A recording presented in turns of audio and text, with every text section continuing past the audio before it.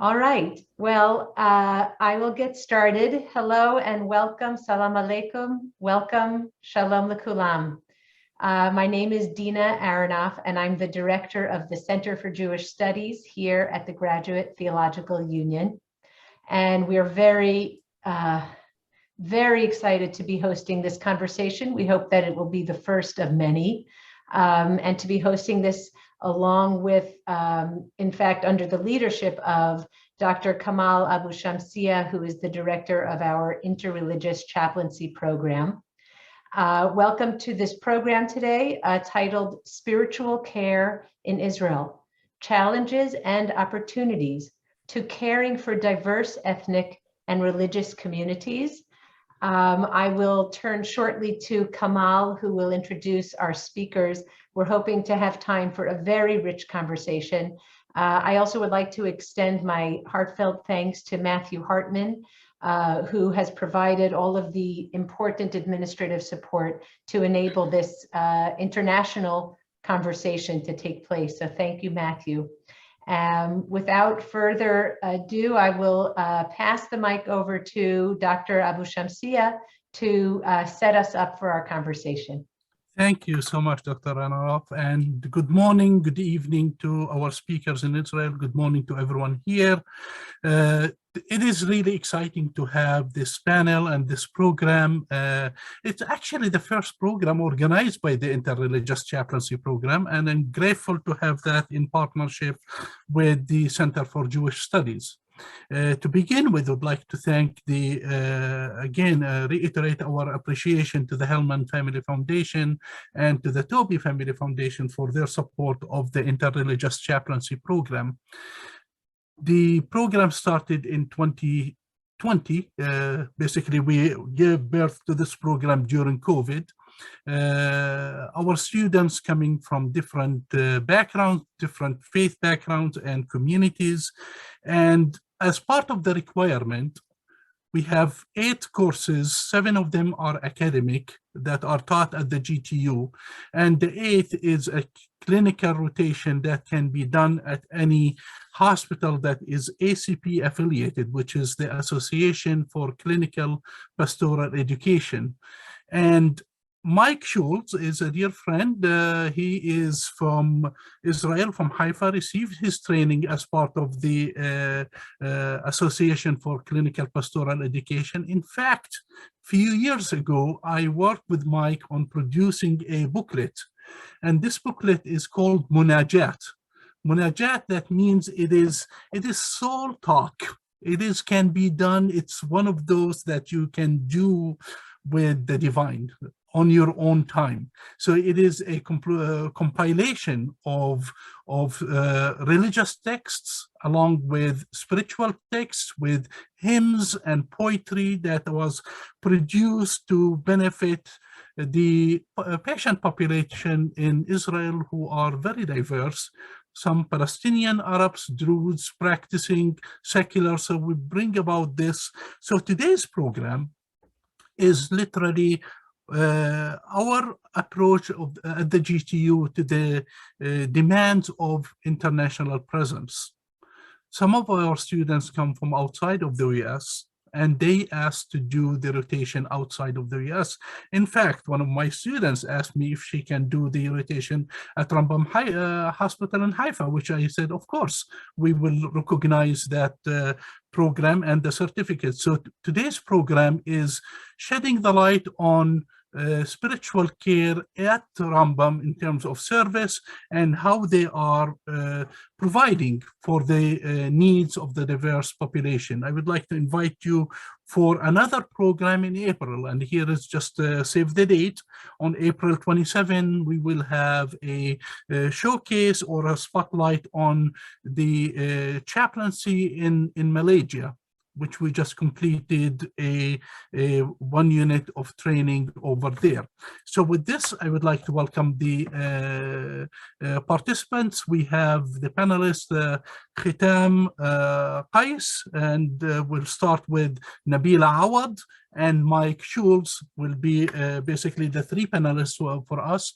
Their bios are on the website. So I encourage you to go to the website and read about these phenomenal people. All of them are tied in to the chaplaincy program at Rambam Hospital. Mike is the director of spiritual care, and Nabila and Khitam are completing their chaplaincy training. I'm been given the difficult task of translating from Arabic into English, so bear with us. Enjoy the melody of a foreign language. We'll start with Nabila, who will be sharing with us her journey. She'll speak for a couple of minutes, 3 minutes at a time, give me the opportunity to capture what she says, and then I'll translate her story, then continue. نبيلة أهلا وسهلا فيكي في البرنامج، وبنحب نسمع منك رحلتك في الرعاية الروحية، وشو اللي خلاك تختاري هالموضوع هذا، وإيش بتحبي تشاركينا فيه؟ أول شيء السلام عليكم. عليك السلام ورحمة الله. Hi everybody. أول شيء بتشكركم على هالفرصة الحلوة هاي إنه أكون واحدة من الأشخاص اللي موجودة في هالبانل لحتى نحكي عن التجربة اللي إحنا عم نمر فيها في خلال مرافقتنا للمرضى اللي موجودين معنا خلال هالسنتين اللي عم نشتغل فيهم. أول شيء بس بدي أحكي شغلة أستاذي العزيز، إنه كمسلمة، كامرأة مسلمة، اللي ديني الكريم بيحثنا على عمل الخير وعلى جبر الخواطر، اللي هو من أروع الأشياء اللي ممكن الإنسان يعملها في حياته، لحتى أول شيء يكون في مرضى من رب العالمين، وحتى إنه نرضى عن نفسنا في الأشياء اللي إحنا بنعملها في حياتنا. بدي أبدأ بآية من القرآن الكريم في سورة الأعراف. بسم الله الرحمن الرحيم. قل لا أملك لنفسي نفعا ولا ضرا إلا ما شاء الله ولو كنت أعلم الغيب لاستكثرت من الخير وما مسني السوء إن أنا إلا نذير وبشير لقوم يؤمنون. صدق الله العظيم. أنا بآمن إنه ربنا صح بعث الرسل لنا كمبشرين وداعين للخير وللسلام، وبما إنه أنا حدا من الأشخاص اللي هالقد مؤمنة في الله وفي رسله، بغض النظر من هو لأي ديانة أو أي رسول كان، فأنا ماشي على هذا النهج يا أستاذي العزيز. فبشكر ربي إنه أنا مسلمة وقرآني اللي هو بيدعيني لعمل الخير. فالمرافقة الروحانية، إني أنا كمرافقة روحانية أنا بطبعي بحب أعمل الخير، يعني أنا إنساني اللي بحب إني أساعد الآخرين، بحب أكون في محل اللي يترك البسمة. يعني إحنا في ديننا بقول لك حتى الابتسامة في وجه أخيك صدقة، فما بالك إنه إحنا موجودين مع أشخاص اللي هن عم بيعانوا وعم بيتعبوا وعم بيشقوا، عندهم مأساة مع الأمراض، فإحنا موجودين في محل لحتى نخفف عنهم ولحتى إنه نحتويهم، لحتى نسمعهم، لحتى نكون معهم وين هن موجودين. فهاي واحدة من الشغلات اللي خلتني عن جد إني بدي أكون مرافقة روحانية. وأنا بآمن. بدك الترجم؟ إذا ممكن. يلا تفضل. يعني I interrupt you with the permission to share the beauty of what you shared, and basically she today will be sharing with us her journey and the beautiful word she mentioned of accompanying patients. And that's very important distinction between visiting or being with it, just accompanying, walking along with patients. She said, as a Muslim woman, I have faith, and my faith basically encouraged me to do good and all for seeking the pleasure of God, and quoted a verse that says, "I will not have anything on my own, but my task has been to spread goodness and call people to virtues." And this virtue for her is implemented by painting a smile on the face of those that she visits in the midst of suffering, in the midst of pain, just to bring as something simple as to offer them the opportunity to tell their story and with a smile. Khitam. على فكرة أنا بدي أقول شغلة، إنه مايك أعطاني أصعب مهمة إني أنا أبدأ. فيا رب إني أكون أبدأ. بدي أحكي عن تجربة إنه بالنسبة بالمرافقة الروحانية اللي بالفعل كانت تجربة فيها كتير هيك، طلعت فيها كتير أفكار، يعني إنه كيف ممكن إنه أنا أكمل مع شخص اللي هو شايفني أنا كعدو لإله. فبدي أحكي عن تجربة مع مريض اللي هو كان بده يعمل عملية القلب المفتوح. فأنا بشكل عام يعني كنت لما أفوت على القسم أخذ الأسماء من العاملة الاجتماعية أو من الممرضة المسؤولة، وبكتير أوقات كنت أنا أخذ الأسماء وأفوت على المرضى اللي هن بيكونوا قبل العملية. ففتت على المريض لحتى أكون معه أرافقه. فابدينا في المحادثة وباللقاء، وكان لقاء جدا يعني شيق بالبداية. فخلال حديثنا بيسألني فلا قبل الحديث كل الوقت كان عنده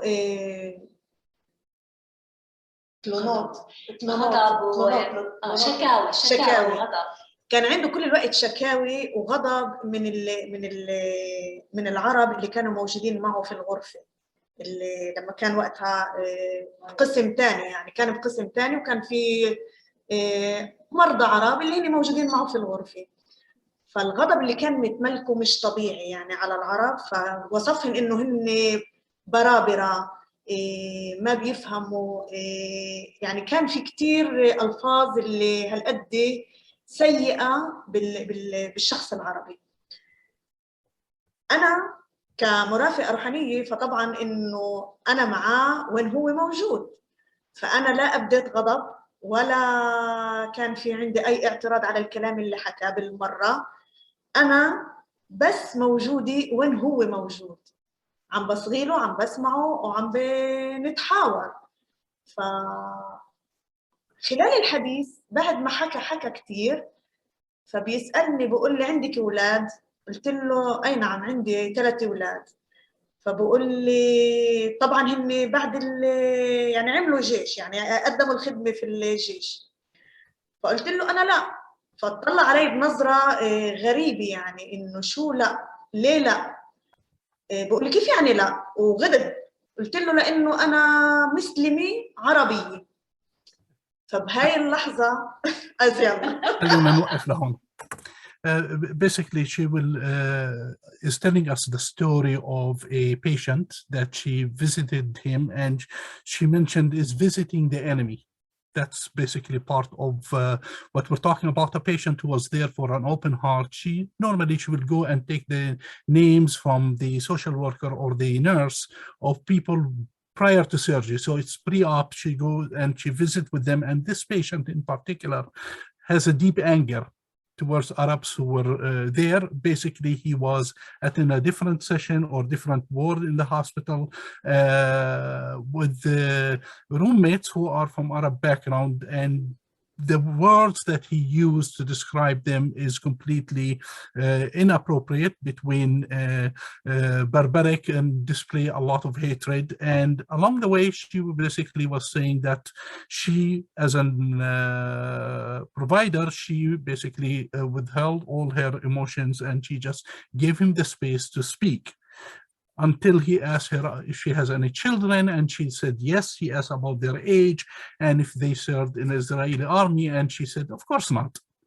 And to him, that was a form that were stopped right here. So ختام إذا ممكن بسرعة خلينا نكمل القصة على أساس ناخذ من الوقت. فوصلنا لعند سألك خدمتي في الجيش وقلت لا. طب هاي اللحظة هو يعني كان في على وجهه، يعني بين على وجهه إنه الخجل، نظرة الخجل، يعني حاول يخبي حاله في التلفون اللي كان ماسكه، مسك تلفونه وحاول يخبي حاله. فأنا كملت معه في الحديث عادي، تقبلته كيف هو بالمرة، ما فتت معه في جدال أو حوار إنه ليه بتحبش العرب أو ليه بتكره العرب. بالرغم إنه أنا أول ما فتت أنا عرفت عن حالي مين أنا وشو اسمي، واسمي بدل إني أنا عربية. فمع هيك أنهينا المحادثة يعني بشكل جدا لائق كمرافقة روحانية.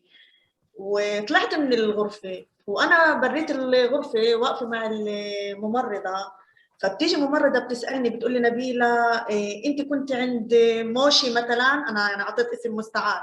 قلت لها أي نعم. بتقول لي عم بيسأل عنك. قلت لها ليه؟ بتقول لي بده إياكي. فتت عليه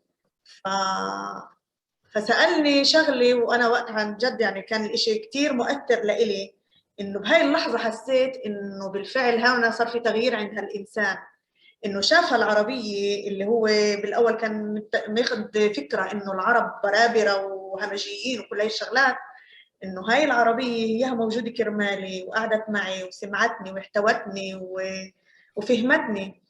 فطلب مني طلب إني أنا أحكي له شيء دعاء من الأدعية اللي إحنا بنقولها في عند المسلمين والعرب. فهنا كان الإشي كتير مؤثر لإلي. وكيف حكيت لك بالأول يعني إنه ديننا بيحثنا على التسامح وعلى الخير وعلى الشغلات اللي إذا ربنا مسامح، فإحنا منا نكون ما نسامح الآخرين. فهي باختصار شديد لأنه ما بدي أخذ من الوقت كتير، فحكيت لك عن التجربة اللي لقيته بعديها بكم يوم، بس شافني في القسم فصار ينادي علي، وبعدين بطل بده يتركني. فيعني لما كنت أقعد معه ما بده يخليني هقوم من عنده إلا بده إياني أكون موجودة معه. Nabila, thank you so much. Basically, what she's sharing, that this patient realized that he has directed his anger and hatred towards Arab, and she is indeed one of them. So felt remorse and tried to cover his face with his cell phone. And she completed the visit and exited gracefully from the room. And to her surprise, she met one of the nurses who shared with her that this particular patient is asking for her in particular to visit with him. And that's the follow-up on the initial visit, that she went and visited with him again. And what he asked from her is to pray for him, to ask for the supplication that she recites for Arab and Muslim patients. Said, whatever you give your people, that's what I want to have. And that's left her with the deeply emotional, reflecting on the encounter, reflecting on her own understanding of Islam as a faith of reconciliation, bringing about justice. And she ended by saying, if God is merciful and forgiving, who are we not to be merciful and forgiving? Nabila, thank you so much for this sharing. And now I would like to pass the torch on to my colleague and friend Deena, who will introduce and have this discussion with our guest, Mike Schultz. Hi there. Please have a look at the chat for the extensive bios. Everybody that's sharing with us today have tremendous accomplishments in a field of spiritual care that is in its important phases of professionalization, I think. And Michael is in many ways a leader of taking those steps at the Rambam Hospital in Haifa, where he is the director of spiritual care. And it sounds like you're integrating what happens here in the Association for Clinical Pastoral Education and integrating it to your work and training that happens at the hospital. And we're very eager to learn from your experience there and key aspects of spiritual care as you provide it in a context with such diversity and sadly also conflict, and how you treat and provide in such a context. Thanks so much to Deena and Kamal for the chance to share with you some of what we've been able to see happening here in Israel, which are really, it's a field that we care so deeply about. So Israeli spiritual care, from day one, it's important to understand it was not built off of religion. And the spiritual care providers don't need to be religious leaders, but more on a universal understanding of what spirituality is. American chaplaincy has moved, I think, in this direction significantly after starting from that place of religious leadership. Spirituality is connectedness. It's being connected to ourselves, which means things like a sense of meaning or hope, our identity, and holding on to our sense of freedom and dignity. It means being connected to others, giving and receiving love, feeling part of a community or a culture, and having someone that we can believe in. And it's being connected to the transcendent. That's our faith, that's the ability to live out our values, to feel connected to the world at large or to nature, to be able to give thanks. So our goal in spiritual care is to strengthen connectedness, and in particular to enable it in an experiential way, especially that feeling of getting beyond ourselves. So if we think about connection, we can also talk about that in our relationship between the spiritual accompanier, like Nabila said, that's the word that we use, accompanying, and the person, the patient, the person that we're accompanying. That relationship means trying to see the person for who they are, for how they see themselves, some element of their essence. Connecting means staying with them, accepting them for who they are and for what they're experiencing. Staying with means not just wanting to make things good. It means valuing everyone equally, even somebody who's addicted, even somebody who is maybe cognitively experiencing cognitive decline, even somebody who is getting close to death. When someone feels understood and accepted for who they are, that itself is a powerful kind of spiritual experience, a connection of experiencing something beyond ourselves. To some extent, all of these things I've been describing can be easier when the visit is cross-cultural, because it can be easier for the spiritual caregiver to not mistakenly assume that he understands exactly how the person will react, or to think that they would react the same way that he would. It's easier to be deeply curious in a way that really wants to get to know the person. And it can be easier for the patient to open up to somebody from a different world, where he isn't worried that they'll judge him for not reacting according to the cultural norms of that group. And it also helps with humility, to be able to really walk together. That's the accompanying, rather than thinking that we'll show patients the way they need to go. So I want to give a little framing from my own tradition. The Jewish tradition frames my approach to spiritual care.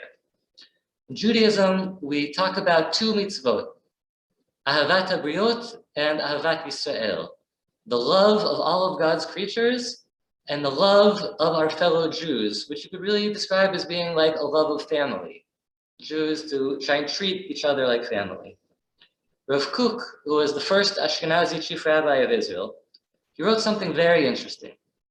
He wrote that in order to be able to have love of your family, love of your fellow Jews, a Jew needs to first learn love for all of God's creatures. You might not even think it should be backwards. You might think, oh, it's so much easier to love my family, but how should I love somebody who I'm not connected to, who I don't really know? He says, no, you need to first learn how to love everybody. The way I understand it is that maybe the key idea of love is to not only care about yourself, it's to go beyond yourself, beyond self-care and self-centeredness, to really care about somebody else. And the thing with family is that sometimes you might care for them kind of because of yourself. If your family's doing well, if it's good for your family, then that's good for you. It could still remain on the level of self-centeredness. But ahavat habriot, the love of all God's people, it's so broad that there's no way it could be just about you. It really means caring for others, where doing so isn't helping yourself out. So that gives you the foundation. Once you've learned to care for others, then your love of family, your love of your co-religionists can be of that form, of the actual love form. So this is our goal here, is to learn to love everyone. And then, of course, to bring that into our spiritual care. That's the foundation of spiritual care. So how is this going to play out in the context of life in Israel? Jews and Arabs living together in Israel where the tensions are so large. It helps me I want to say we can talk maybe about three kinds of feelings that Jews and Arabs in Israel you might see, you might hear. So some Jews and Arabs in Israel say and think that it's good. It's really good that we're living together, both Jews and Arabs. It enriches our lives, that we're not just one of us. We form friendships with each other. There can be real love. A second kind of feeling might be, if you ask me, really, I would rather that the other group not be here, but they are here, so let's get along. Let's live together peacefully. And then there's a third kind of feeling, and this is maybe the roughest kind of one, which is the feeling that the other group is out to hurt me. The other group is trying to do bad to me. Jews who feel that most Arabs are out to do bad for them. Arabs who feel the Jews are there to do bad to them. Our lived experiences can, of course, play a big role in generating these feelings. Also, the lessons that we receive, the words that we hear, and the words that we don't get to hear can lead us to these different feelings. In our hospital and in spiritual care in general, there's no question of caring about Arab and Jewish patients just the same. And my experience as a Jewish spiritual caregiver has been of Arab patients almost always receiving me wonderfully, no less than the Jewish patients. There are other situations like what Nabila described and the ways that things can slowly change through this kind of encounter like we're talking about. But the fact that they receive me so well, that is unusual. Spiritual care, I think anywhere in the world, it's unusual that you can have these kinds of accepting open encounters. And even hospitals in general, beyond just talking about spiritual care, they're unusual places. It's a kind of place where everyone is in the same boat. We're all doing what we can to get better or to bring about healing. We're meeting people who we wouldn't normally meet. And you see how patients sharing a room can get so close to each other, even when, because of the societal tensions, that might never have happened if they had met in a different setting. Israeli spiritual care got it right in making the foundation of professional spiritual care from day one, spirituality and not just religion. But it made a huge mistake in the beginning. It grew out of Jewish philanthropy supporting the development of spiritual care in Israel, but initially it didn't involve any Arabs in the leadership. That is our fundamental founding mistake here, with the result being that the early spiritual care providers were all Jewish, and Arab society as a whole wasn't even so familiar with the world of spiritual care and with the possibility of learning spiritual care. We're still playing catch up for that decision, but I hope we're going to succeed to catch up. Working together with Dr. Jamal Darash, head of the biggest regional hospice service here in Haifa. After he heard me giving a talk about spiritual care, he came up to me and he said, actually, he said it in front of everybody, he said, what about the Arab community? we have to make sure that they're also both being able to provide and receive spiritual care. So Jamal and I started working together to move things forward. We put together a team of healthcare professionals and religious leaders from the Arab community and from the Jewish community, Muslim, Christian, and also Druze, together with spiritual caregivers. My starting point was just wanting to make sure that we are serving everyone from all populations, and also recruiting members of all the different cultural groups to get trained and to become professional spiritual caregivers themselves. Much as cross-cultural work really does work, cross-cultural spiritual care really does work, there is also important value in making sure you have spiritual care providers from all the different backgrounds. It can help patients trust that they'll be understood. It can give the spiritual caregiver greater understanding of cultural cues and greater access to facilitating patients' spiritual resources. It's hard to sing together if you don't know the same songs. Language can really be valuable. Although, by the way, with singing, you can ask the patient to sing. YouTube is really valuable. I remember one time there was a woman from the Philippines. She came here to be a home health aide, and then she herself became sick with cancer. So here she's so far away from her family, sick and dying of cancer. And I was meeting with her, and she mentioned how she loved singing in her church choir. And I asked her, oh, could you sing something? And she was very happy to, and she burst into Ave Maria. And then even more beautifully, from across the curtain, her neighbor in her room, a Christian Arab woman, also joined in, and they started singing it together. So these things can work. One of our initial projects of that group was Munajat, the book that Kamal showed you. We've found in Israel, and this is one of the things about Israeli spiritual care, that there's really great power to using texts in spiritual care. They can be religious texts and prayers, they can be poetry, secular or religious stories, but we needed to have it in Arabic also. And we'll really thank you, Kamal, for being one of the partners in putting that together. The group that Dr. Dalish and I assembled, we would meet monthly, each time in another one of our homes, to discuss aspects of our spiritual traditions relating to healing and illness. Just the fact of these monthly meetings itself was something pretty remarkable when I think about it. So we said we were there to advance multicultural spiritual care, i.e. we wanted to make sure that Arab society was included. But I think we kind of realized that we just wanted to advance spiritual care. We were a multicultural group, but spiritual care is by its nature multicultural. You're meeting the uniqueness of every single person, of every background. Even if both people are from the same religion, they can be very different. But the thing is, if you actually want to advance something in Israel in the right way, if it's something that affects both Jews and Arabs, then the group working on it needs to be both Jewish and Arab. It's not so simple for those relationships to get built up. Not so easy to make it happen. But I think it's really key. For all issues that are affecting both Jews and Arabs, the team working on it needs to be diverse. So together we created a course to train spiritual caregivers. Of course, we wanted it to be diverse, to be the first program in Israel to really take it on, that we have to make sure that we have a diverse group, that we have Arab spiritual caregivers. The members of that group that met monthly became the key teachers in the course. And today my co-teacher in the course is a Muslim woman, a graduate of one of the earlier courses. The expectation in a spiritual care training course is that students really share personally. That's critical to the course's success. But we were wondering, would that work with Jewish and Arab students? Would they be willing to open up? And what will happen when tensions come up within the group or out in the world around us, as happens not infrequently, unfortunately? After a number of classes to do with Islam, one Jewish student said to another, so many classes about Islam, I don't even know that much about my own Judaism. It could be that was, take that as a reasonable question, but one of the Muslim students heard it as, here we go again, usual dismissiveness of Islam. So there's a real sensitivity that you have to have here. But there's also real opportunity. In caring for patients, it can be really transformative.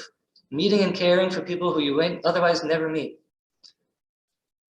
You can think about the story of Nabila that Nabila talked about, the story that Khitam will share as well. Even meeting people who represent for you things that are upsetting, who even do and say things that are upsetting. In some of the groups that we've had, the tension has been more prominent, and in others less so. one of the powerful things is that as part of the training, they really are sharing and working through their personal stories. It's necessary in order to be better ready to meet their patients where they're at. And I'm amazed at the openness and trust that have gotten built, the love and friendship within the training program. So I want to describe one more aspect of the training program and then end with 2 quick stories of patient care. The more that I've gotten to know Arabs in a variety of different settings and getting to have a lot of open conversations with them, one of the things that has been interesting is how often their stories of 1948 come up. So many of them share about not living on their ancestral land, and Arabs are very tied to their village from generation to generation, staying in the same place. And even if they are still living on that land, the disruption of 48, having to leave, left such an impact on their family that was scary for them and left a legacy. So maybe it's important for them to be able to tell it to a Jew. Maybe it's just an important part of their story, and it's hard to talk about with anybody. So we decided as part of our training program to do a class on Nakba, it's the Arabic term for the disaster for 1948. To have a class led by one of the Arab teachers on our faculty who asked the group the question, why is Nakba so hard for us to talk about amongst ourselves, Arabs with other Arabs? He arranged the room for the Arabs to be sitting in a circle in the middle and the Jews to be sitting in the outer circle. The Arabs in the group first had that conversation, and then the teacher asked the Jewish observers what it was like for them to hear. For some of them, it was very hard to hear things that had been said. The Jews grew up on a very different aspect of what had happened in 1948, on the Arabs who attempted to drive the Jews out. The class, which also had other pieces to it, was a very powerful session, and it opened the door to Arab members of the group sharing some of their painful experiences growing up as Arab Israelis. And there's also a real need for Jews to be able to tell Arabs some of their experience of pain as a result of the ongoing fighting. My key realization here is how important it was for Arabs and Jews both to be able to share those experiences in life and also in the moment during that class, but to be able to say it without anyone trying to show whose side was right or to wait for the other side to feel guilty. Even once you start expanding your narrative of what happened and start hearing things from more vantage points, you still might want to show maybe not that your side is right, but that your side is more right. You need to not get into that at all, the who is right, and just stick with the sharing our experiences. So I want to end with a couple of quick stories of patients who I loved and who I was thinking about as we were preparing for this event. An older religious Christian Arab woman who I met, who I got to accompany, she would tell me about her dreams of Jesus with his honey eyes, is how she described him, and how much that feeling of Jesus's presence in her life did for her. We would sing psalms together, me in Hebrew and she in Arabic. I remember one time when she turned to me and said, wait a second, what's going on? Most people on staff don't understand me at all. My Hebrew is really pretty bad. How is it that you're understanding? But we had this shared language in talking about spirituality. I just really loved how she lives such a life of holiness. And I remembered a Muslim man who was very angry when I first met him. How come they don't know what's going on with me? How come they can't tell me what my diagnosis is? He was waiting for results, and the diagnosis was slow in coming. We started speaking about faith, and he said, everything Allah does is good. There's a bigger picture here that we can't always see. And I need to accept whatever Allah decides, and even the waiting I need to accept. Talking about his faith really calmed him down. Every time we would meet, we would speak about faith. One time we read from Najat, the Islamic prayer for the journey together, talking about the journey that he was going through. And then also once he was more returning to himself, his sense of identity, well, then he wanted to be my host. He wanted to give me coffee to drink with him. He wanted to get to be himself. I've really enjoyed this being able to be part of the world of living in Israel and of getting to know the Arab world here, getting to have friends, to get to love the Arabs as well as the Jews that I live with. So thank you again, and pass it back to you, Kamal. Thank you, Rabbi. Last but not least, I would like to invite Khitam, Keis, who's about to complete her training in chaplaincy. يسعد مساكي Khitam. مساء الخير. إن نعطيك الوقت اللي تحكي لنا القصة وإيش بتحبي تركز عليه بهذا اليوم. حلو. أنا بدي أبدأ. أول شيء بدي أتشكركم، وأنا كثير مبسوطة إنه أنا أكون جزء من هون من هذا البرنامج.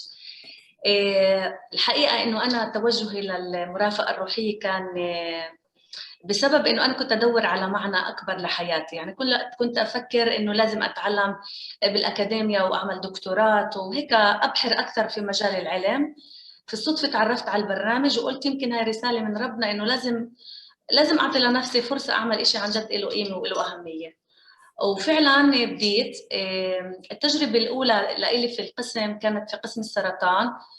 صراحة اجيت أنا مع تربية معينة، مع أشياء، مع أفكار معينة. كانت عندي صراعات لأنه إحنا تربينا على قصص اللي هي فيها نوع من الفصل بين العرب واليهود، وكأنه إحنا عايشين صح مع بعض بس كل واحد لحال. فبالقسم فعلاً وجهوا لي بس المرضى العرب، وأنا كنت دايماً أسأل حالي يعني ليه؟ إنه هل أنا فعلاً مش كفيئة إنه يعني يكون عندي جلسات مع يهود؟ بس اللي صار إنه في هذا القسم كان أكثر معالجين يهود. اليهود كانوا يروحوا يقعدوا مع اليهود وأنا كنت الوحيدة، فأنا بالنسبة لهم كنت ربح إنه أنا أقدر أقعد مع كذا عائلات ومرضى اللي هن عرب. شوي شوي بلشت أفهم إنه مش لأني عربية، لا، لأنه أنا ممكن أخدم مجموعة اللي هي مش بتفهم بس أنا بفهم على لغتها. والعلاقة اللي انبنت مع الطاقم ومع الممرضين ومع الأطباء كثير أخذت تقدير. يعني كنت أحس إنه أنا ماخذ المكاني تبعتي، إنه أنا عن جد عم بعطي الأفضل اللي عندي، وهذا الإشي هيك قواني وخلى كثير شغلات من عندي هيك تنكسر. يعني إنه لا، مش لأني عربية، لأنه في إلي دور معين مع العرب. إذا ممكن طبعاً. Thank you so much. So she basically she's sharing her experience, and basically she was searching for meaning in her life. So she was thinking of approaches. Shall I go back to school and get my MA or PhD? She wanted to do something different.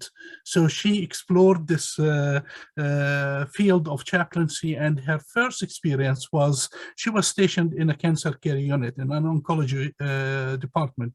And when she came into this field, she has her own ideas, as Mike explained, that she's one of those who feels that there should be a separation between Arabs and Jews. So that's her background on this issue. So when they gave her only to see the Arab patients, that feeling became more and more entrenched. As why only I was able to see the Arab patients?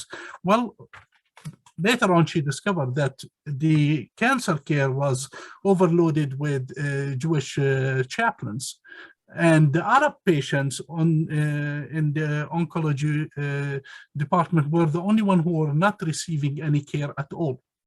So for her, so that paradigm shift is between being why I'm only seeing those people to I'm only one who's been able to bring about something, a change with them. That's one of the paradigm shifts that she has, though they were deprived of the service that now she is able to provide.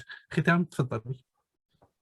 والإشي التغيير الكبير اللي صار السنة لما أنا انتقلت لقسم القلب، على طول أنا بفوت يعني على القسم دغري بيعطوني قائمة، والقائمة أغلبها تكون يهود يعني. ولقاءاتي كلياتها، لاني انا كمان مرقت مرحله انه انا صرت اتعامل اكثر بانسانيه. يعني صرت يعني انا اجي على اللقاء انا مع حب كبير، مع تقبل، مع قصص اللي انا بعرف انه انا حتى لو عندي غضب على السياسة الموجودة برا، ولكن الإنسان اللي أنا عم بقعد معاه يعني هو أنا عم بعطيني أكبر هدية، لأني أنا بلتقي معاه في أصعب فترة بحياته اللي هو مريض وهو محتاج واللي هو بده حدا يسمعه. يعني في كثير منهن اللي ما في، كان فترة الكورونا ما كان في حدا يزورهن، فإحنا الأشخاص الوحيدين اللي ممكن نقعد ونسمعهن. فحسيت إنه هاي فرصة كبيرة عن جد إنه أنا أعطي كل الخير اللي عندي، كل الحب، كل التقبل، إنه فينا هذا الإشي موجود عندي أنا. فأنا بلقاءاتي العميقة مع الناس وخاصة مع اليهود المتدينين كثير يعني فاجئوني، عم بيحكوا لي شغلات لأول مرة عن حياتهم. يعني بيقولوا لي إحنا الإشي اللي بنقول لك إياته أول مرة بنحكيه لحدا، وهالحدا يعني أنا يعني عربية مسلمة متدينة مبين أشكر يعني علي. يعني تشوف أنت المفارقة إنه أنا قاعدة مع شخص هالقد مختلف عني بكل إشي، وبالرغم من هيك بحطني بأهم وأدق التفاصيل في حياته اللي أنا حسب رأيي هذا يعني بالنسبة لإلي يعني كفود، احترام كبير. احترام كبير إنه أنا باخد هالقد جزء كثير مهم بحياته، وأنا بالمقابل كمان. أوكي بدك ترجم؟ تمام. Basically, the other change that she is sharing now, that she moved from the oncology into cardiology, and all her patients now, the majority of them are Jewish. So that's the change. She started with only Arab patients in oncology, now into majority of patients who are Jewish. And she said the change that she has is the ability for them to see them as whole and to approach them with care, despite the presence of deep anger inside of her of the politics of what's happening outside of the hospital, of the situation. And in particular now, during COVID or the corona, that she's the only one who's visiting with them. Their family is not cannot visit with them. And in particular, now she's taking care of the ultra-Orthodox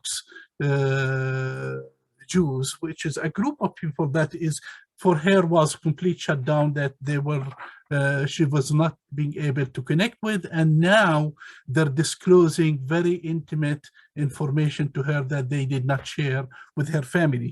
So for her, she said, I affirm my identity as an Arab Muslim woman who's practicing, but I look at all these variations and all these differences, and that gives me this greater satisfaction, and they gave me the greatest respect. So that's basically part of what she is sharing. Khitam. والإشي اللي عن جد كمان هيك حسيته كثير قوي في الفترة الأخيرة، إنه أنا في عندي كثير حب وكثير تقبل يعني للآخر اللي هو مختلف عني، اللي ممكن في راسه تكون أفكار اللي هي مش كثير بتتقبلني، بس أنا مرات بسأل حالي يعني الحب اللي في داخلي والتقبل والعطاء الموجود عندي، مرات كثير بقعد على محل الإخلاص تبعي للمجموعة اللي أنا جاي منها. يعني أنا كثير مرات بسأل حالي إنه أنا مرات بكون هيك شوي في صراع، إنه أنا هالقد بحب هذا البنادم بالوقت اللي بتصير أحداث برا وقصص اللي أنا مجبورة كأنه يعني أحميهن هذول الناس أو أحكي عنهن بالمليح أو أدافع عنهن، إنه لا يا عمي إنه هذول إحنا بنلتقي مع ناس كثير ملاح ومش كيف أنتم بتفكروا، مش كل الناس برا أفكارها متطرفة. فهذا السؤال هيك برافقني بالفترة الأخيرة، بس بلاقي إنه أنا اللقاء هذا اللي هو أصدق لقاء موجود أو عشته في حياتي كلياتها هنا في الدولة، إنه هو لقاء الروحاني لما أنا بقعد مع بنادم في المستشفى وبيحكي لي وبسمعه وبتعاطف معاه وبيثير لي كثير احاسيس، حتى انا بقول يعني انه عن حالي انا يعني مرات كثير يعني بحسمس على البنادم، بمسك ايده، بشعر فيه يعني النساء طبعا بعبطهم يعني ما عندي مشكله، بس انه رجال شوي بمسك ايدهن اجرهن على شعرهن، اوكي يعني شيء يعني اللي مقبول كمان للمحل اللي انا جاي منه يعني ما بس تجربه كثير علمتني إنه الناس اللي حوالي هن عندهم قصص كثير كثير كثير ممكن تكون حزينة كثير مميزة. هن جايين من عوالم اللي هي كمان ممكن تكون قاسية. التجربة اللي أنا عشتها مش بس أنا عشت في تجربة ممكن تكون صعبة، كمان الإنسان اللي عقبالي حتى لو إنه يهودي ومتدين وحتى لو إنه جاي بعرفش من وين، هو مثير للاهتمام، هو إنسان، هو أكبر بكثير من المرض اللي موجود فيه، هو أكبر بكثير من الضعف اللي هو موجود عنده. وهذا يمكن خلاني إنه كثير كثير هيك أتقرب يعني من الناس، حتى في التعليم يعني في المجموعة نفسها. يعني أنا كثير بشعر إنه المجموعة اللي أنا كمان بتعلم معها مش مجرد، مع إني هاي مش أول مجموعة، يعني أنا تعلمت كثير سنوات 10 سنين في الجامعات، بس ولا مرة كان في إمكانية يكون لقاء هالقد عميق وصادق وأنا أقدر أتعامل مع اللي عقبالي بكل الجوانب تبعتي. يعني زي ما حكى مايك، يعني كوننا وصلنا نحكي عن النكبة قدام يعني مجموعة اللي تقدر تسمعنا وتحتوينا وتفهم الصوت تبعنا، هذا ما كانش مفهوم ضمنا. يعني أنا حسب رأيي هذا البرنامج كثير اشتغل على الأعماق يعني وأنا حتى شاركته لمايك قلت له إنه أنا كنت عن جد يعني حلمي الدكتوراه، بس أنا بشعر إنه هذا يعني بكثير أعمق من الدكتوراه، لأنه إحنا قدرت أنجح أعيش مع ناس اللي خلقت وتربيت على إشي معين. تعلمت في الجامعة سنوات عديدة، ما نجحتش أتعرف على هاي الناس اللي هن جيران لإلي، اللي هن أنا معهن، اللي أنا بشاركهم كثير شغلات، الهواء والمي والأفكار وكل إشي. بس بالمرافقة الروحية أنا قدرت أصل وأكون بهذا اللقاء الحقيقي الإنساني اللي بسمع وبصغي وبعطي وبحب بدون أي حواجز. شايفتك بكاش تترجم. Thank you.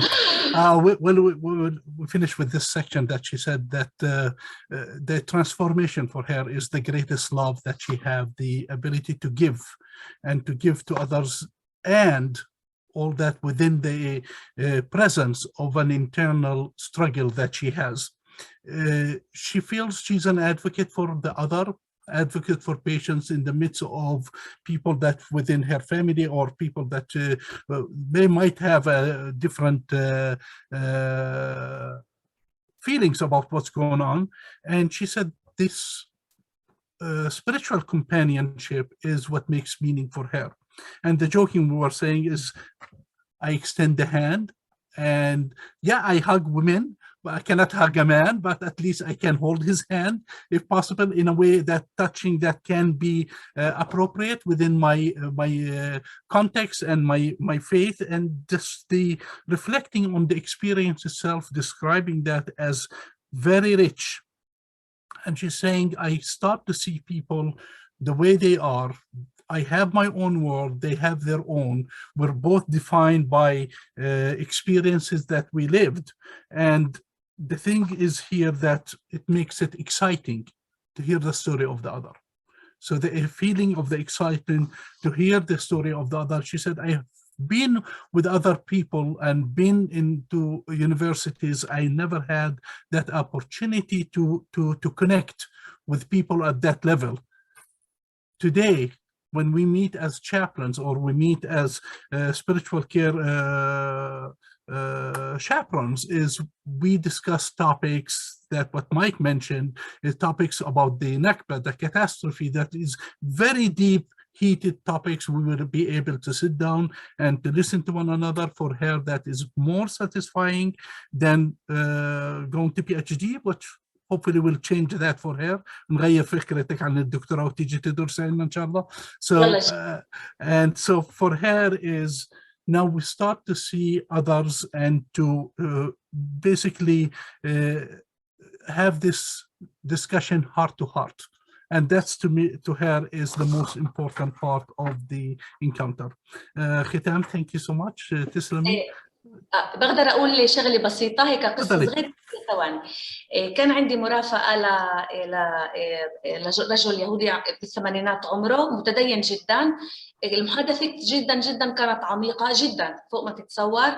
وطبعا أنا مع لبسي ومع الكمامة، فإنه بالآخر سألني منين أنت؟ أكيد أنت من المهاجرين اصل يهوديه عراقيه، فقلت له انا مسلمه، بقول لي لا انت من تونس.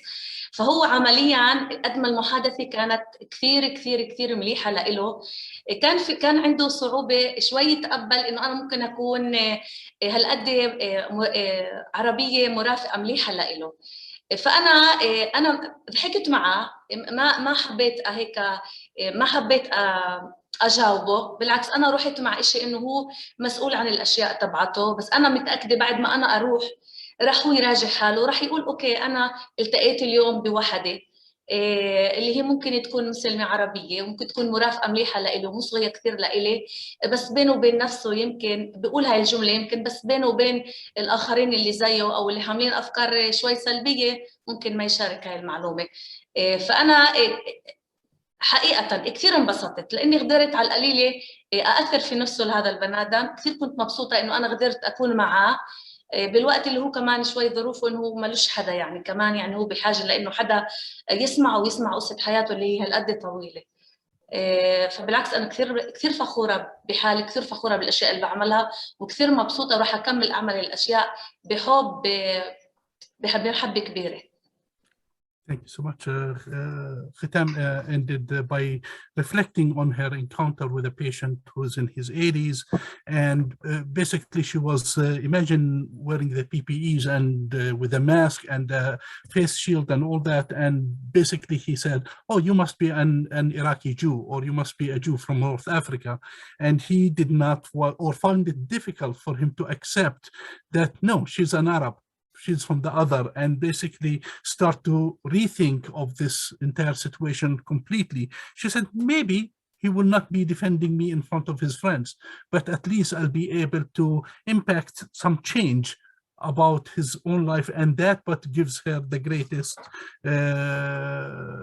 pleasure in life is to be able to impact others at the time that they are vulnerable and to care for them with love.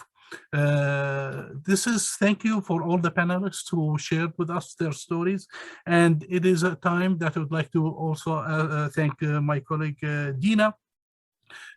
Let's monitor the chat, and we invite you for your questions for any or all the participants. And if you have any questions, just raise your hand and unmute yourself, and we'll take it from there. And I'm seeing that we have some wonderful comments in the chat, reflections on your presentation. So posting things in the chat is a wonderful way, if you're here as a participant, to kind of share your perspective. If you put something in the Q&A, then that's something that Kamal and I can take up and bring to our speakers. If I may share a question, I'm so moved by the experiences that you're sharing, which seem to me to be a blend of a kind of struggle and transformation.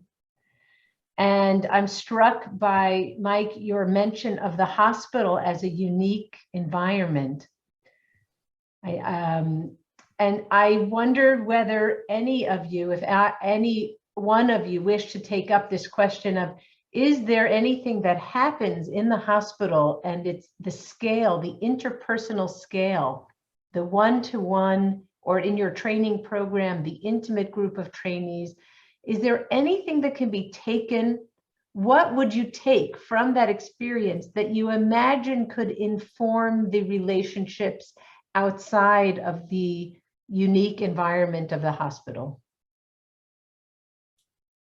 والسؤال باللغة العربية لختام نبيلة، إنه شو بتقدر تاخذوا من التجارب اللي بتعيشوها داخل المستشفى لإحداث تغيير في العالم خارج المستشفى؟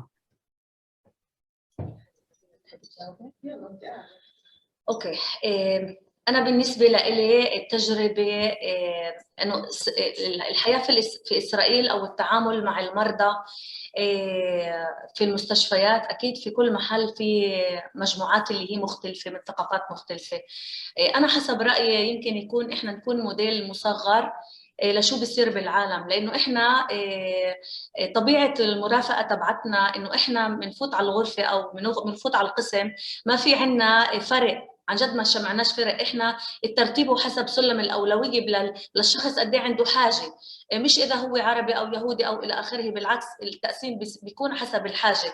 فممكن احنا نكون نموذج لبلد اللي بيضم كثير فئات من الناس، كثير ثقافات، كثير اختلافات، واللي احنا قدرنا ننجح انه احنا نتعامل مع هذا الاختلاف. يعني انا اليوم لما اتعلمت عن الثقافه اليهوديه او الاثيوبيه او الروسيه او انا عمليا صرت غنيه بالمعرفه، انا صرت اتقبل الاخر، صرت افهم القصه اللي هو جاي، الناراتيف تبعه منين هو جاي، شو القصه تبعته، فبيكون عندي القدره اتواصل معه اكثر. فهي تجربه ممكن تتعمم في، انا حسب رايي، للعالم كلياته، تجربه ناجحه. بتجربتي انا يعني في هذا خلال هاي السنه ونص، انا شخصيا مرقت تغيير في الدائره تبعتي، واكيد كل الدوائر اللي بتعامل معها كمان تغيرت نتيجه الفكر تبعي ونتيجه تجربتي في المرافقه الروحيه. Basically, what she's sharing about is very important. Two words in Arabic: الاختلاف, difference. There is, and if you listen to the root of khilaf, is a challenge or a problem.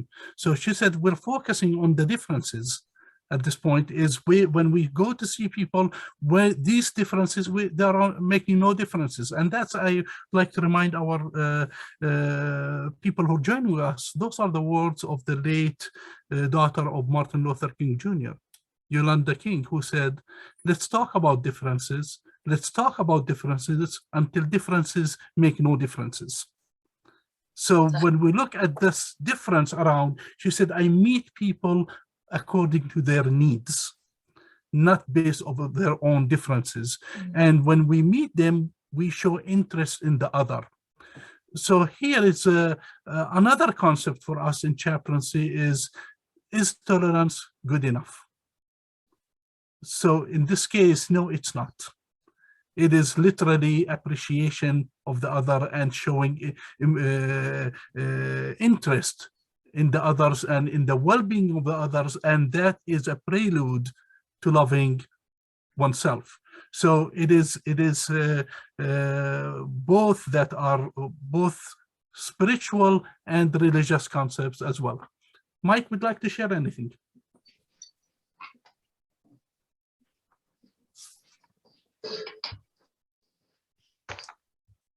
At the end of the day, it's like something that's so simple and yet so incredibly hard, is that you need people to meet each other. You need people to actually have a place where they can, I think meeting is very important, but even more than that, I think the key thing is working on something together. In other words, in Israeli society, if we want Jews and Arabs to be coming together, there need to be shared projects, working on things that are important to both Jews and Arabs. And so the hospital is an example of that, right? The hospital is, thank God, it's a place where, first of all, the door is open to Arabs to work, which is not true of every sector. And so you have those teams, those staffs that are mixed and working together in a hard setting, and really, really brings you together. You have the patients who are feeling, okay, we're all in this together and we're going to help each other out. That's the thing that I think is the key ingredient that you want to carry over. So is it environmental projects that you can work on together? Is it sports teams that you want to do together? Is it, working on generating jobs for a certain region? It has to be something that matters to both the Jews and the Arabs, and it has to be something that you can work on together. At the end of the day, we live separately, and we don't meet each other just in sort of through the schools, maybe in university, but even then not really, because the Jewish students and the Arab students don't really spend time with each other. It's only through these kinds of shared efforts, shared projects, that I see the opportunity to really come together. That's the lesson that I take from the hospital. Was there any pushback from the community outside of the hospital. You know, meeting as professionals is one thing. Dealing with the response of the community is something else. As you mentioned, chaplaincy within the Arab sector is not as well known, probably as in the Jewish sector. Was there any pushback from the community saying, what is this? I don't need it. What are you trying to do to our loved ones at time of vulnerability? Are there any sentiments like this around? I don't think that I've really heard. I'll let Nabila and Khitam say if they think so. But where it does come up, meaning what I will say is, you know, I think that all of us, to some extent, we go back to our communities and we hear, and we're no longer willing to be quiet if we hear somebody making a nasty comment about the other group. And so we find ourselves in sometimes awkward, uncomfortable situations, but we're gonna do it anyway. السؤال اللي أحب أسألكم إياه إنه هل كان في ردة فعل من الجانب العربي الوسط العربي على المرافقة الروحانية، بما إنه المرافقة الروحانية ليست معروفة بشكل عام بالوسط العربي؟ كيف كان الرد لهالخدمة اللي بتعملوها؟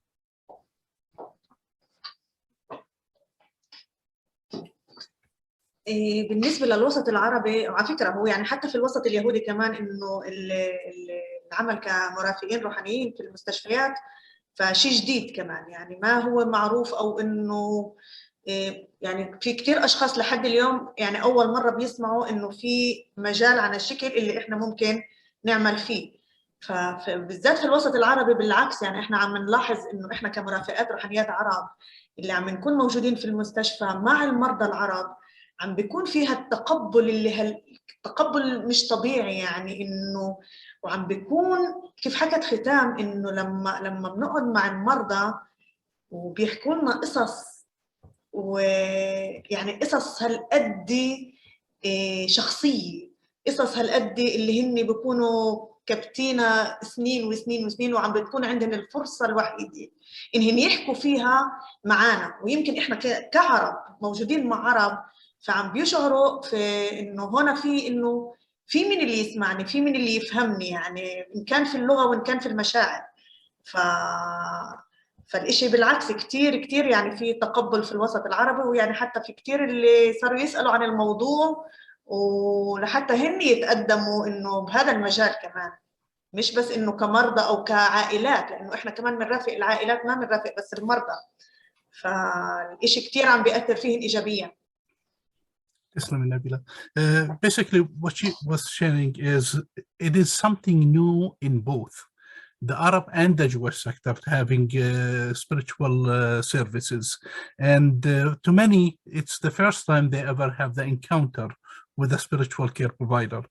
She said, it's on the contrary, we see a lot of acceptance, and that manifests in that the people share with us stories, very personal stories, and some of those stories they have been deeply burying them within, not having the opportunity to share it with others. So they say, there is someone who can hear me, who understand me, have the same, we share the same language, we share the same culture.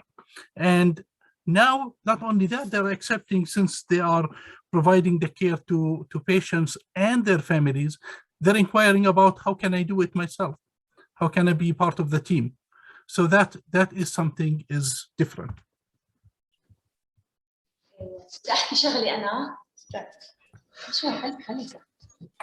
أحكي شغلي أنا المرافقة الروحية اللي مليح فيها إنها كثير بتيجي لينة على الناس. ليه؟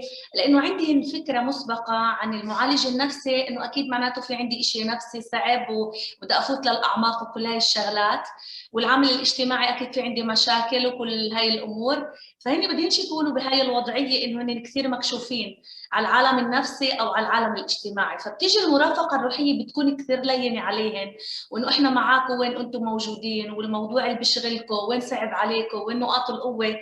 كلمات كثير رقيقه ودافيه، وفيها انك بتعطي للبني ادم هو اللي يمشي اللقاء والجلسه، بتعطيه قوه، انت عمليا بتعطيه السيطره على اللقاء نفسه، وهذا بحد ذاته برفعه لمستوى انه هو بحس بالقوه، وبحس انه في حدا بيطلع عليه بمستوى عينيه، مش بيطلع عليه انه احسن منه. فانا حسب رايي المرافقه الروحيه اجت اللي هو شيء اللي هيك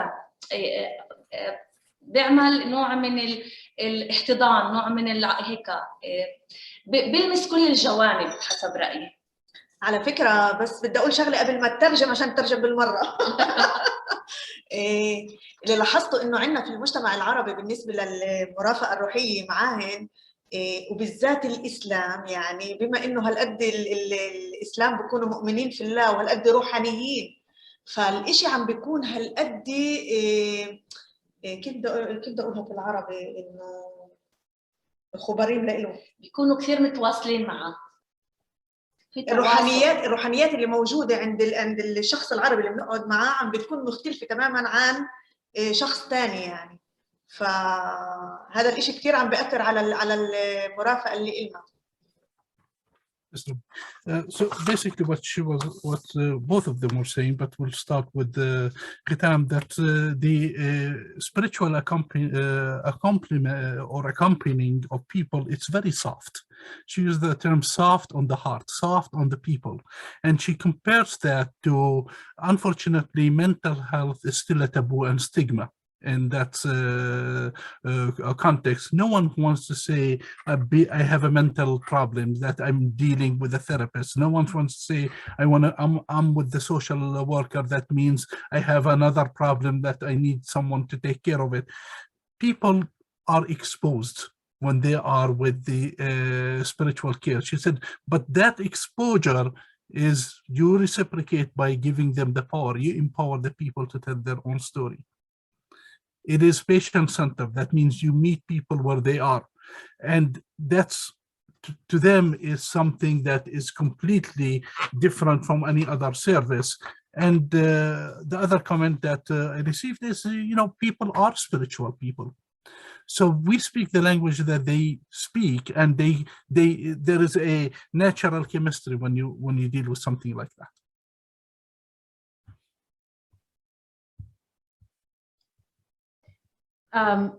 May I share the question that we have from the Q&A? Yeah, Chaplain Bruce Feldstein, who's here with us, joining in, brings a question that relates a lot of the larger hospital structural question, which is your role as chaplains and in providing spiritual care, as it is integrated or not, I guess, in the mindset of the physicians and the healthcare team and the organization. So the question is, the work that you do, how is it integrated into the other healthcare providers with whom you're working? Effectively, you're on a team with the doctors and the nursing staff. So do you see that integration? And the question in Arabic to Khitam and Nabila, إنه هل تجدون دوركم في المرافقة الروحية متأصل مع الأطباء ومع إدارة المستشفى كطاقم واحد، ولا زي اللي في عالم لوحده بيطيروا لحاله؟ لا بالعكس، يعني أنا من تجربة يعني وسنة تاني عم بشوف إنه يعني إحنا بالمرافقة الروحية اللي إلنا للمرضى عم نوصل معلومات وعم نوصل اشياء عن المرضى للطاقم. فبالعكس ان عم بيكونوا كثير يعني انه مبسوطين انه هاي المعلومات عم توصلهم، لانه كثير اوقات عم بيكون المريض اللي هو مغلق على حاله وما عم بيشارك، يعني ما عم بيشارك لا مشاعر ولا عم بيشارك اي شيء اللي هو عم بيمره. فعن طريقنا هذا الشيء عم بيوصل للطاقم الطبي من معلومات، إن كان معلومات اللي هي بتخص المعالجة نفسها، أو إن كان معلومات اللي هي بتؤدي لتحسنه في العلاج يعني. هاي بالنسبة لي يعني من تجربتي يعني. فإحنا موجودين في محل اللي إحنا مش كل واحد لحاله، كل زي ما قلت إنه لا بالعكس، إحنا موجودين في نفس في نفس الكلين في نفس المحل. So basically, she's saying it's on the contrary. We orbit in the same orbit, all of us as a team, and they have great appreciation because we share information that is otherwise unavailable to physicians, especially about patients who are sharing their own feelings. This is something physicians don't ask about, or sharing about information that might be helpful in the healing process of patients. I'll add just on the sort of overall sense of the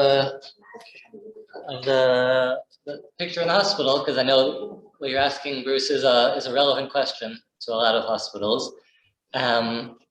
It varies substantially from department to department. So I think if you want to measure it by referrals, that's one of the best measures. So if you look at, for example, hematology or urology, those are two departments where the bulk of our referrals come from physicians.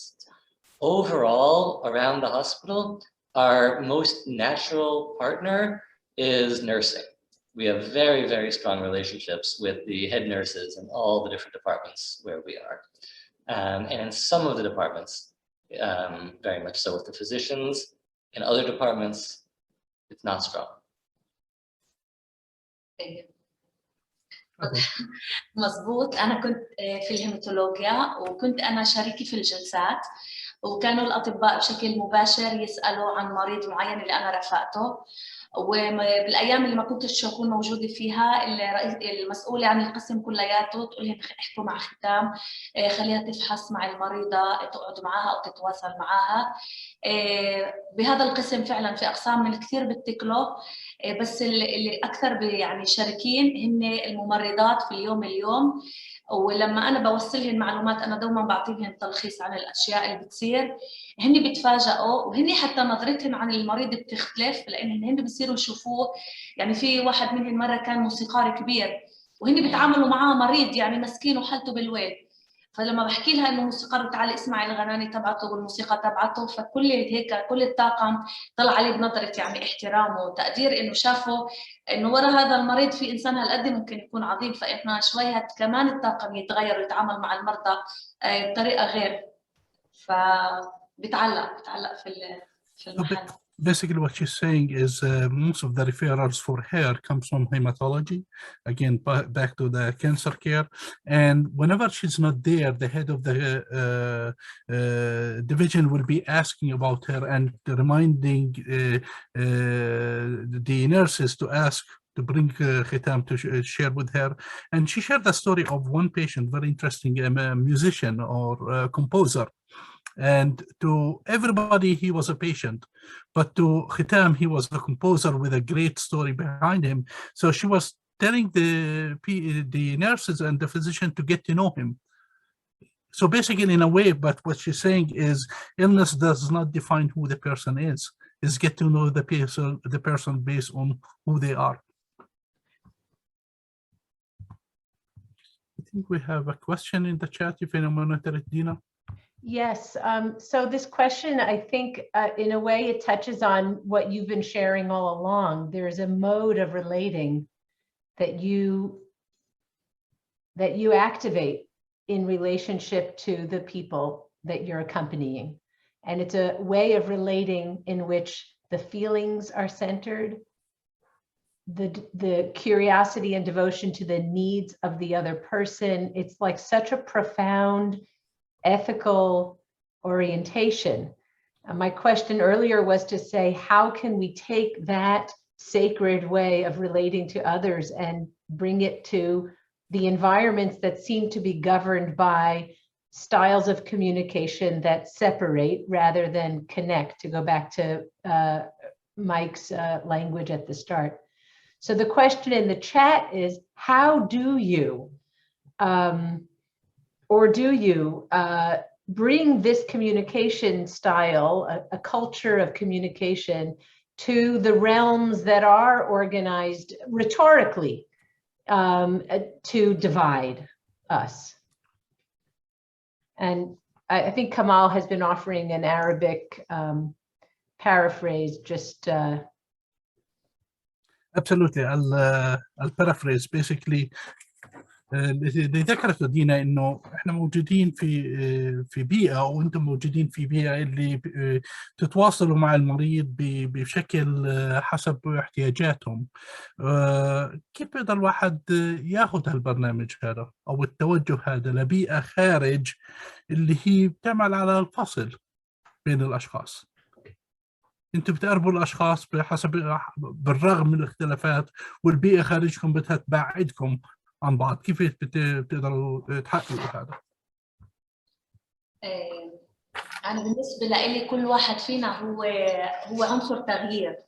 يعني أنا لما بروح على البيت وبساكنة في منطقة اللي هي مختلطة وبنزل على كرمائيل، يمكن قبل ما هالقد أكون بالمرافقة الروحية كان عندي كثير أفكار مسبقة وكان في عندي بعد.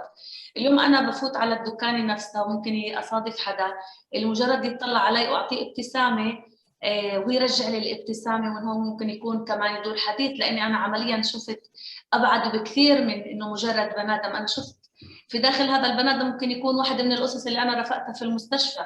يعني هذا البني آدم اللي أنا كنت عاملة بعد بيني وبينه ممكن هالقد قصته تكون قريبة من باقي الأسس اللي أنا سمعتها. وبالمحادثات بروع على العيلة. طبعا عندي أولاد وعندي عيلة، فأنا بحكي عن تجربتي وبحكي إنه اليوم مثلا صادفت بني آدم كذا وكثير هيك مسني بحكي وبمشاعره وبالأفكار تبعته، وطلع مثلا عانى مثلا لما كان في العراق، أو بحكي الاشياء اللي انا سمعتها. بالتالي الحديث هذا كمان بياثر على الدائره اللي انا موجوده فيها. اولادي نفسهم بيطلعوا، امي بتروح على المستشفى وبتلاقي ناس. فانا بفكر انه كل حدا هو عنصر تغيير في المجتمع تبعه. بكفي احنا نكون مآمنين بالاشياء اللي بنعملها، هذا لحاله كافي انه يحدث تغيير على موجات اوسع واوسع في المجتمع برا. So basically, what she's saying is we're all elements of change. We are responsible for the change. She personally lives in an area that is mixed, Jews and Arabs. And she said in the past, I used to be very far or remote from people, but now I go into the grocery store and I smile, and that smile is reciprocated and people smile back. And I start to tell myself that they have probably the same stories of my patients. So start to see that there is basically the other has a narrative, even though I don't know that narrative, still has a narrative that worthy of being listened. And she said, I share that day with my family and children. I tell them about the stories that I encounter. And in their return, my children are saying, my mother is going to the hospital and she hears the stories of people, and they repeat that the exposure basically of the other and the differences became for her as part of something normal, and that is one element of change. Mike? Yeah, I think my answer is showing up. The way for the communication to really happen is you got to just show up. If you're there and you're talking to somebody and you're showing that you care, that's what makes the difference. People, you write an editorial, you write a great argument, you try and convince somebody, that's not going to change anything. That's not a style of communication that reaches across a divide. But when you just show up in a personal way, that's what matters. And somebody's going through something and you show up, okay. It's all the history and all the ideology most of the time disappears.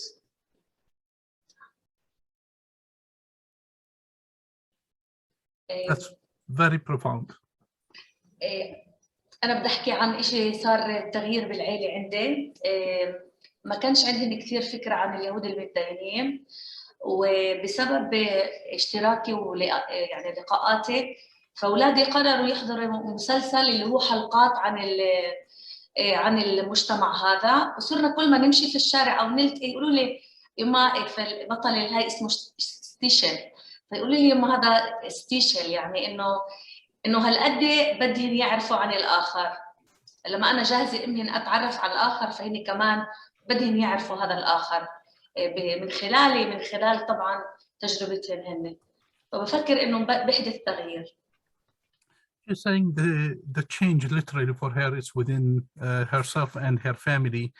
After all these encounters that she shared with her family about work and taking care of religious Jews, there was probably an episode on television over there that described the life of religious Jews, and her children decided to watch that episode, and she started to ask the questions. And when meeting people outside, said, probably this looks like the hero in that episode, and telling the story. So basically embodiment and asking the questions, basically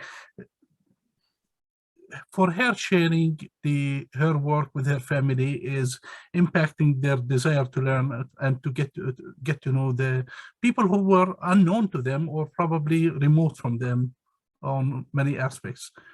I'm not saying that differences were eliminated, or saying is there is an approach or a desire to get to know the other. I really do wish that we had all evening. I'm turning to you, Kamal, to, you know, consider what we might do with our last minute together. It's impossible. I'm so affected by your stories and your experiences. Absolutely. First of all, we're very thankful. نشكركم على مشاركتكم اليوم.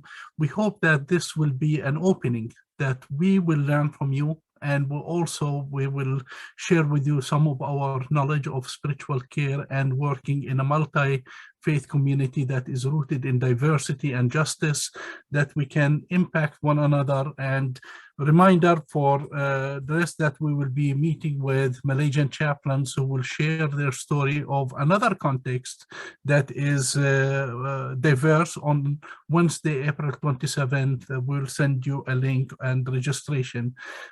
Mike, Khitam, and Nabila, thank you so much for being with us today, and we are very grateful for your participation.